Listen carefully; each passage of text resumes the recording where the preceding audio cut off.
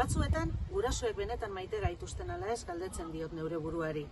Haiek jakin gabe, beste batzuekin telefonoz hitz egiten harrapatzen ditudanean eta bereziki honelakoak esaten aditzen ditudanean.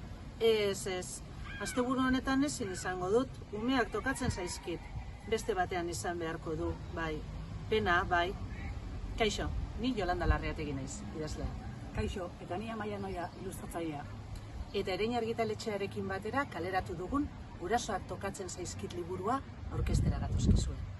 Ipuin honetan, 4 lagunek beraiek hartu ez dituzten erabakien ondorioei aurre nola egiten dieten ikusiko dugu. Ikusten dituzuen irudi hauek eskuz eginikoak dira. Gure helburua, sinpletasuna eta naturaltasuna erakustea izan da. Eta batez ere erabili ditudan teknikak akuarela eta lapitza izan dira. Ipuin hau, zuen gustokoa izango delakoan agurtzen gara. Agur!